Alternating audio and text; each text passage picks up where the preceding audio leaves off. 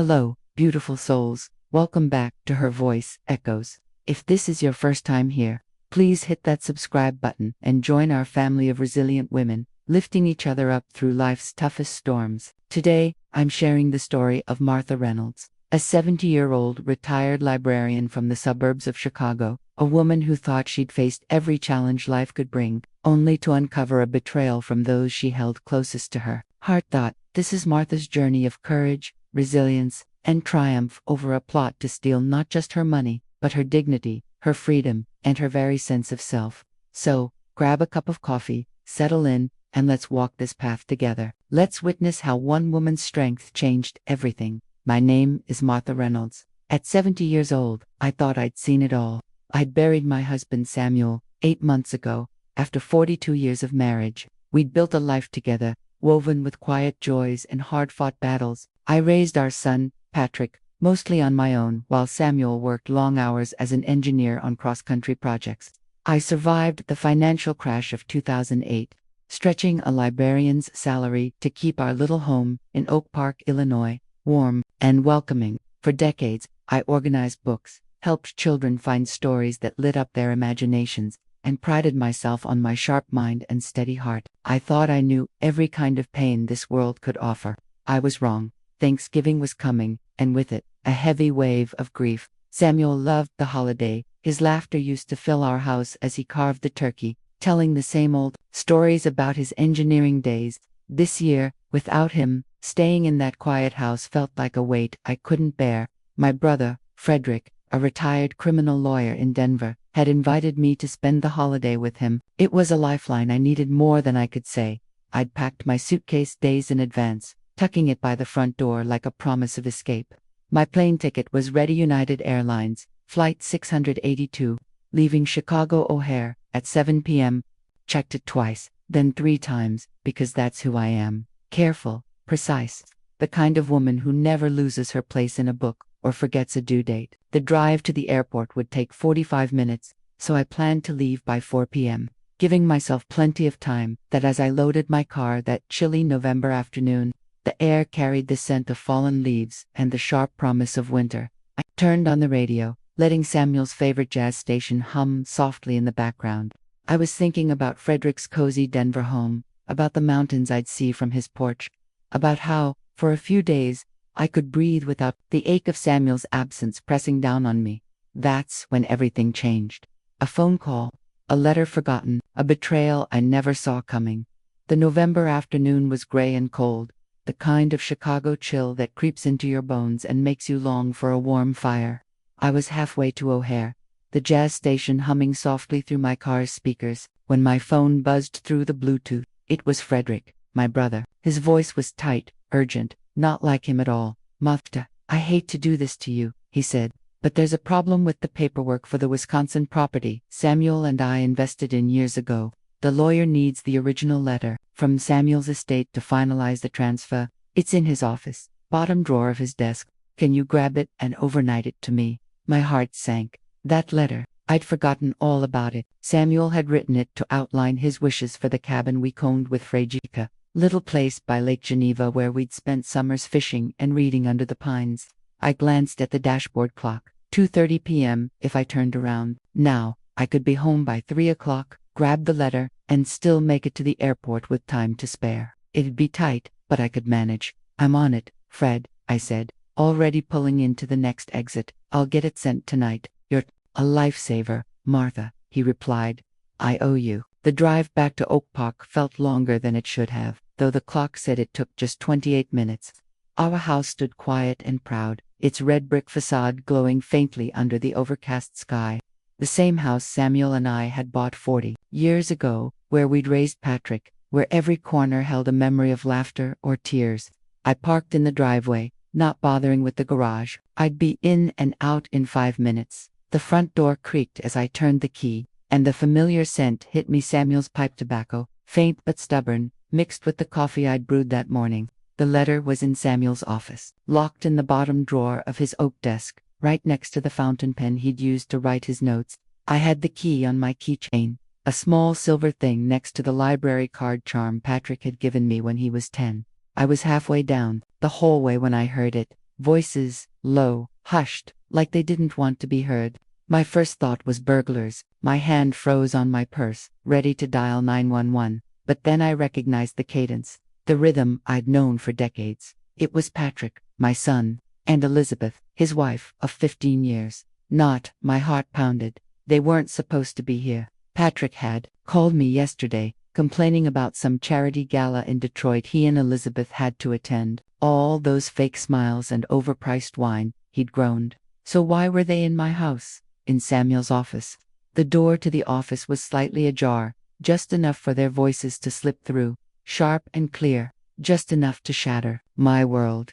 The bank mix-up last week was perfect, Elizabeth said, her voice smugged, the way it got when she knew she'd won an argument.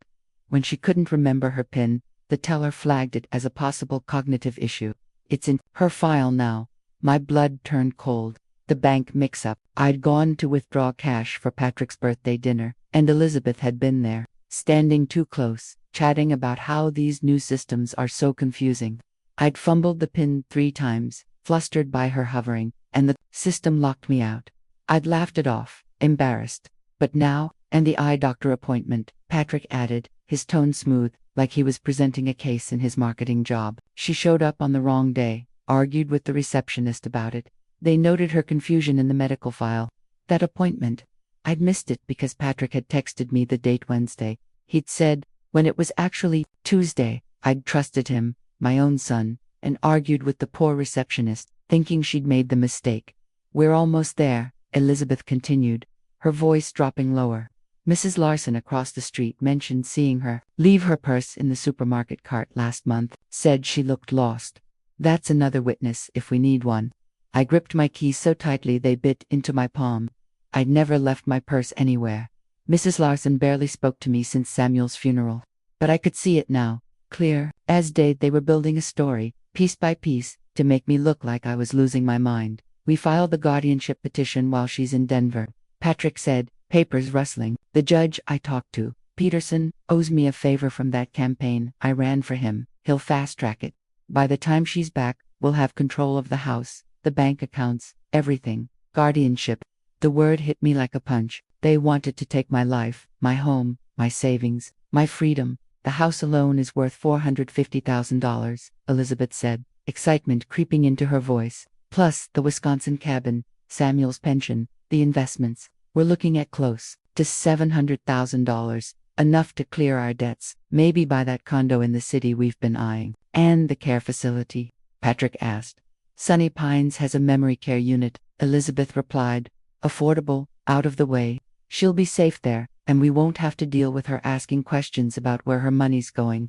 They laughed, like it was a game.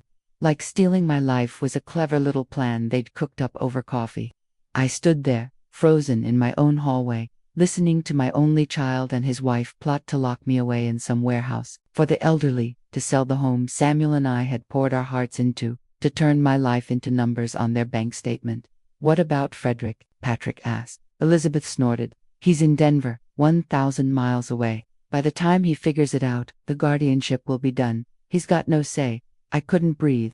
My son, the boy I'd read bedtime stories to, the boy I'd driven to soccer practice, the boy I'd sacrificed for he was planning to erase me, to reduce me to a confused old woman who needed protection. Something shifted inside me. Not heartbreak that would come later. This was colder, sharper, like a blade being honed. I backed away from the door, silent as a shadow, my heart pounding so hard I was sure they'd hear it. But their voices kept going, plotting my destruction like it was just another Tuesday. I slipped out the front door, got into my car, and drove away, my hands shaking on the wheel. I wasn't going to Denver, not anymore. I was going to war. I didn't drive to the airport. I couldn't. My hands were still trembling, my mind replaying every word Patrick and Elizabeth had said, their laughter echoing like a slap. I needed somewhere quiet, somewhere to think, so I drove to the Old Oak Park Library, where I'd spent 30 years of my life shelving books, helping kids with their homework, finding the perfect novel for a lonely retiree. The library was my sanctuary, my second home. Even now, retired, I could still smell the ink and paper, feel the weight of 1,000 stories holding me up. I parked under the sycamore tree out front, the one Samuel and I used to sit under during my lunch breaks, sharing sandwiches and dreams. I pulled out my phone and called Frederick. The words spilled out before I could stop them. Patrick's plan. Elizabeth's smug voice, the guardianship papers, the care facility. Every syllable felt like a betrayal of the life I'd built, the son I'd raised. Martha, Frederick said, his voice steady but laced with anger. I'm so sorry. I should have seen this coming. Patrick called me a few weeks ago, asking about guardianship laws, saying he was worried about you. I thought he was just being cautious. I should have known better. My heart twisted. Even Frederick had been fooled. He's my son, Fred, I whispered. How could he do this? How could he laugh about locking me away? Frederick was quiet, for a moment, the kind of quiet that meant he was thinking, planning, the way he used to in courtrooms. Martha, listen to me. You're not alone in this. We're going to fight back. But we need to be smart. They think they're in control, but we're going to turn their own game against them. Fight back, I said, my voice cracking. How? They've got witnesses, stories, a judge in their pocket. They're building a case to make me look like I've lost my mind. Exactly, Frederick said, a spark of defiance in his tone. They're building a case, but it's built on lies, and lies can be exposed. Here's what we're going to do. He laid out a plan so clear, so precise, it was like he'd been preparing for this moment his whole life. First, I'd play a long act, confused, forgetful, just enough to make Patrick and Elizabeth think their plan was working. Illinois law allowed one-party consent for recordings, so I'd hide devices around the house to capture every word they said. Frederick would arrange for medical evaluations, a neurologist, a psychologist, to prove my mind was as sharp as ever. We'd gather evidence, build a counter case, and wait for them to file their guardianship petition. That's when we'd strike. There's something else, Frederick added, his voice dropping. Samuel came to me a year before he passed. He was worried about Patrick. One of Samuel's old engineering buddies, Tom Whitaker, had a daughter who tried to pull something similar, faked dementia claims, took his house, his savings. Samuel didn't trust Patrick's spending habits, the way he and Elizabeth always seemed to need money, so he took steps to protect you. I gripped the phone tighter. What steps? A trust fund, Frederick said. Locked tight, accessible only to you, with me as the overseer. Samuel also hired a private investigator, Daniel Hayes, to keep tabs on Patrick's financial moves. There's a file, Martha, in a safe deposit box at First Midwest Bank. Samuel left evidence, bank records, emails, even notes about Patrick's debts. If we need it, it's there. I sat back in my car, staring at the library's stained glass windows, glowing softly in the dusk. Samuel, my Samuel. Even from beyond, he was still protecting me, still one step ahead. I could almost hear his voice, steady and warm, telling me to keep my chin up. Why didn't he tell me? I asked, my throat tight. He didn't want to burden you, Frederick said. He hoped it wouldn't come to this, but he knew you, Martha. He knew you'd fight, and I know it too. Something ignited inside me, a fire, small but fierce. Patrick and Elizabeth thought they could outsmart me, thought I was just an old woman who'd roll over and let them take everything. They were wrong.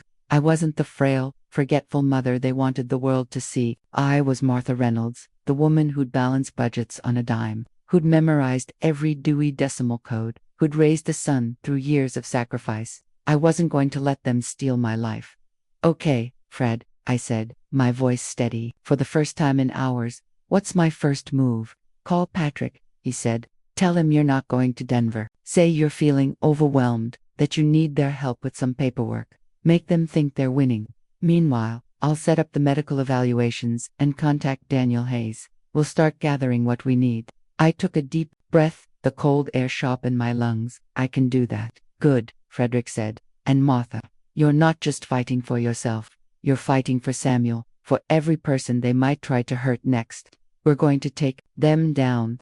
I hung up the phone and sat there for a moment, the library looming like a quiet ally in the twilight. Then I dialed Patrick's number. Hey honey, I said when he answered, letting my voice waver just enough. I don't think I can make it to Denver. I'm feeling a little off. You know, could you and Elizabeth come by tomorrow? Need help sorting out some of Samuel's papers. It's all so confusing. Of course, Mom, Patrick said, his voice dripping with false concern. We'll take care of everything. Don't worry. I ended the call, my heart pounding, not with fear but with purpose. They thought they were playing me, but I was about to play them right back. The next morning, I woke up with a fire in my chest. Not anger, not yet, but a quiet, burning resolve. Patrick and Elizabeth thought they could outsmart me, thought I was just a tired old woman who'd let them steal my life. But I was done being their pawn. I was ready to play my part, to turn their lies into a trap. I started small, subtle. I left a stack of unpaid bills on the kitchen table, scattered like I'd forgotten them. I moved a carton of milk to the pantry, as if I'd misplaced it in a moment of confusion. When Patrick called to confirm he and Elizabeth were coming over, I let my voice tremble just enough. "Oh, honey, thank you for helping me," I said. "All these papers, they're just too much for me right now." He bought it. "Don't worry, Mom," he said, his tone syrupy sweet. "We'll take care of everything."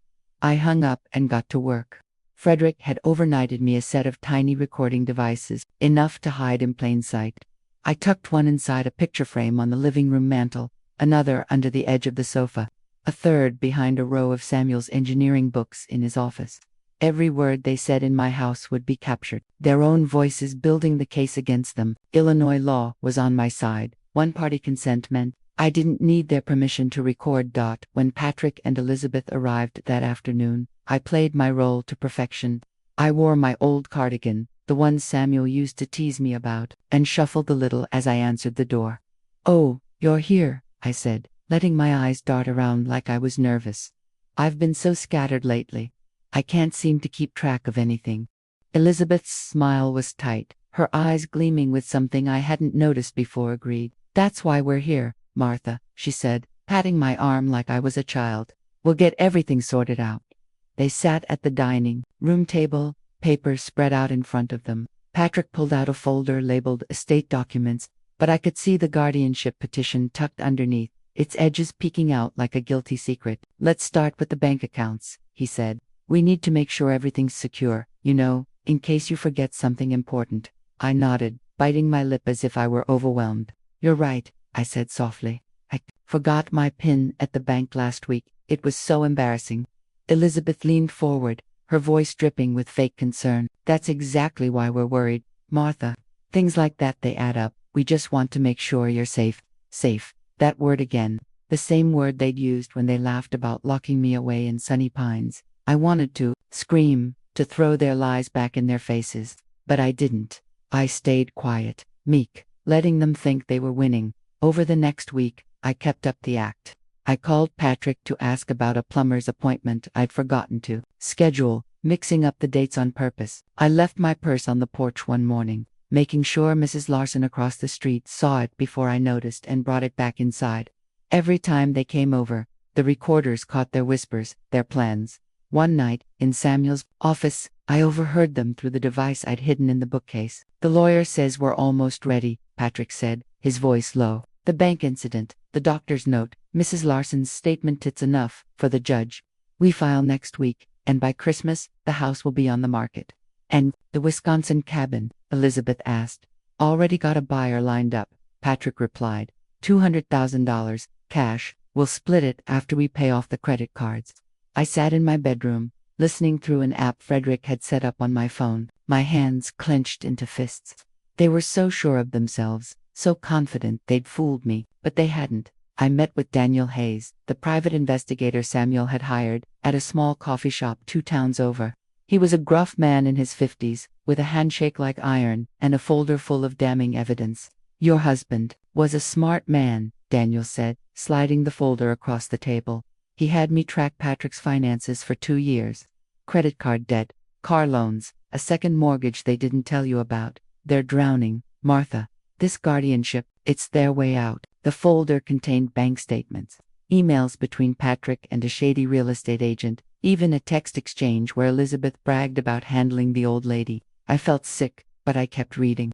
Every page was another piece of the puzzle, another nail in their coffin. Frederick arranged for 2 medical evaluations. The first was with Dr. Helen Carter, my family doctor of 20 years, who ran cognitive tests and declared my memory sharper than most 50-year-olds. The second was with a psychologist, Dr. Alan Weiss, who spent an hour asking me questions about my life, my work, my routines. His report was glowing. Martha Reynolds exhibits exceptional cognitive function and emotional resilience. I held those reports like a shield, proof that I wasn't the frail, confused woman Patrick and Elizabeth wanted the world to see. Frederick was preparing the legal documents, criminal complaints for elder abuse and fraud, a civil suit for emotional damages. We're almost ready, he told me over the phone. Let them file the guardianship petition. That's when we hit them with everything. Each night, I'd sit in Samuel's old armchair, the one that still smelled faintly of his pipe tobacco, and listen to the recordings. Their voices, so cold, so calculating, fueled my resolve. I wasn't just fighting for myself anymore. I was fighting for Samuel, for the life we'd built, for every person who'd ever been betrayed by the ones they trusted most. Patrick and Elizabeth thought they were steps ahead, but I was about to show them just how wrong they were. The day came, cold and sharp, like the edge of a knife. 2 weeks after I'd overheard Patrick and Elizabeth's plot, they walked into my house with their guardianship petition, a stack of papers that might as well have been a guillotine. I'd been preparing for this moment, playing their game, letting them think I was frail, confused, an easy mark. But today, the mask would come off. Today, they'd learn who Martha Reynolds really was. They sat at my dining room table, the same table where Patrick used to do his homework, where Samuel and I had celebrated every Thanksgiving.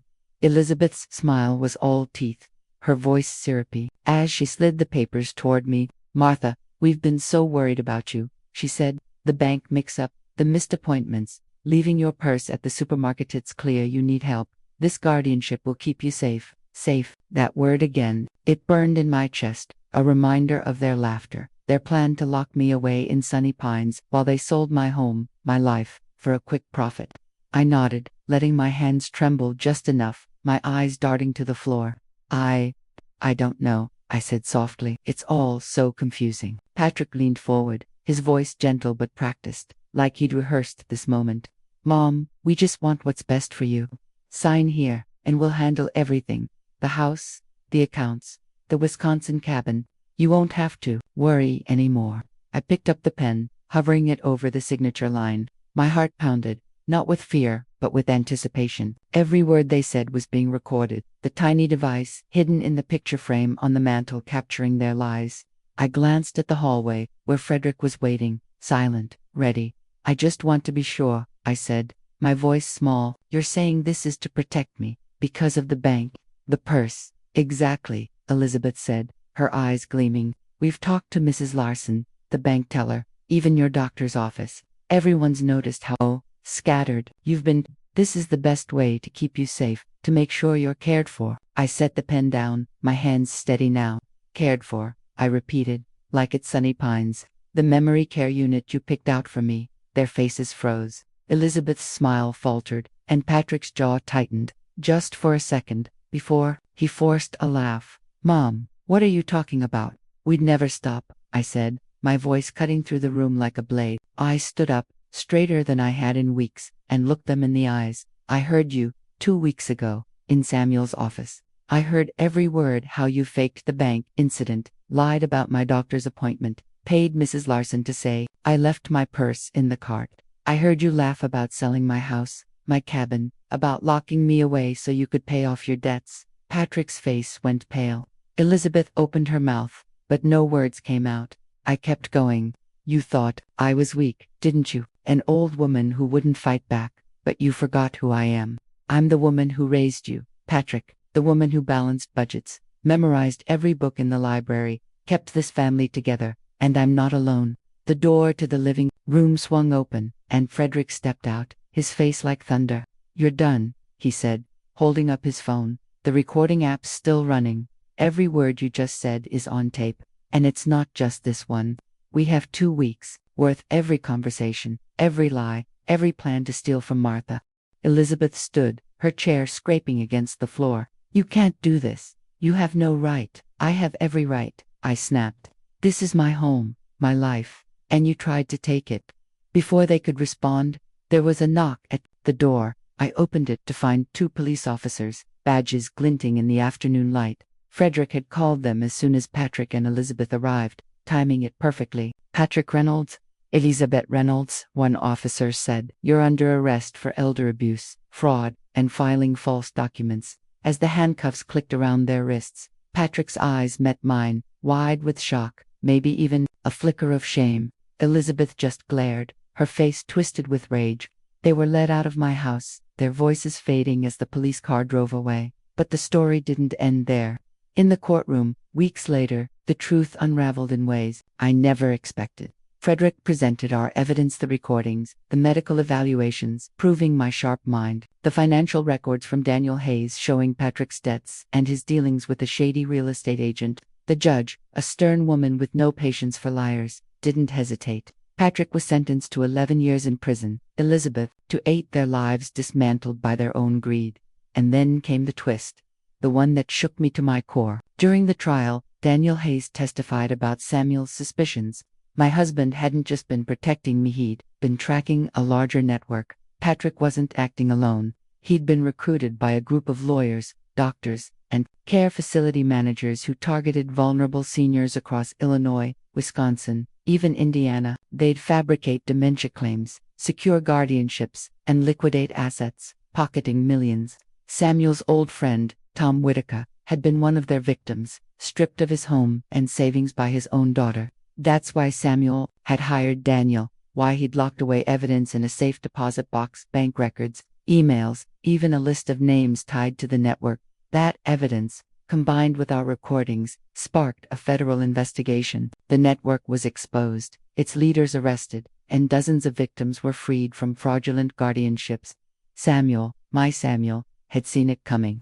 Even in death, he'd given me the tools to fight, not just for myself, but for others. God, as I walked out of the courtroom, the weight of betrayal still lingered, but so did something new, pride. I hadn't just saved my home, my freedom. I'd honored Samuel's legacy, turned his foresight into justice. And I wasn't done yet. The courtroom doors swung shut behind me, and I stepped into the crisp Chicago air, a free woman. But freedom didn't erase the ache in my heart. Patrick, my only child, was gone, locked away for 11 years. Elizabeth, for 8. Their betrayal still stung, like a wound that hadn't fully healed. Yet, standing there, with Frederick by my side, I felt something else too, strength. I'd fought for my life, my home, my dignity, and I'd won, but the fight wasn't over. Samuel's evidence, the papers he'd hidden in that safe deposit box, did more than save me. It sparked a movement. With Frederick's help, I founded the Martha Reynolds Foundation, a nonprofit to protect seniors from elder abuse. We helped dozens of people, men and women like me, betrayed by family, trapped by fake guardianships, take back their homes, their savings, their lives. I spoke at community centers, testified before Illinois lawmakers, even wrote a book, Stand Tall, A Fight Against Elder Abuse. Each word, each story, was a tribute to Samuel, to his foresight, to the love that still guided me. A year later, a letter came from Patrick, written from prison. He admitted everything: his debts, his desperation, how he'd fallen into the network's trap. He begged for forgiveness, but I couldn't give it. Not yet. Maybe not ever. His words didn't erase the laughter I'd heard, the cold calculation in his voice as he planned to lock me away. But reading that letter, I found something unexpected. Peace, not for him, but for me. I'd survived. I'd rebuilt. I was whole. Now, at 71, I'm not the woman I was before. I'm stronger, fiercer, a voice for those who've been silenced. I sit in Samuel's old armchair, the scent of his pipe tobacco still lingering, and I know he'd be proud. I'm not just a retired librarian. I'm a warrior, a protector, a legacy. And here's the lesson I've learned, the one I want to share with you. Beautiful souls, age isn't a weakness, it's wisdom, earned through every scar, every triumph. When someone tries to take your voice, your freedom, fight back. You are not a victim, you are a force. And no one can take that from you. Thank you for walking this journey with me. If Martha's story moved you, please subscribe to Her Voice Echoes and share it with someone who needs to hear it. Together, we can stand tall, just like Martha did.